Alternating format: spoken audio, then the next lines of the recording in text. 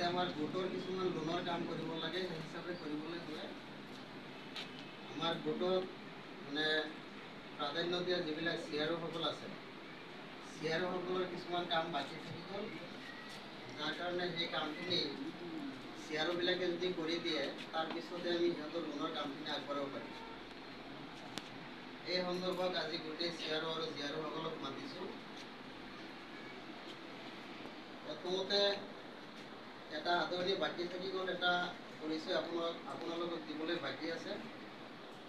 এইটো হ'ল আমাৰ এই অফিচৰ এজন ফিল্ড ছুপাৰভাইজাৰ, মানে অলৰাউণ্ডাৰ। আমাৰ এইখন অফিচ অথবা ইয়াৰ বাহিৰে যিবিলাক MSc চেণ্টাৰ হ'ব, এই গোটেইখিনি MSc চেণ্টাৰৰ দায়িত্বত থাকিব। লগতে আমাৰ এইখন অফিচৰ দায়িত্বটো থাকিবই।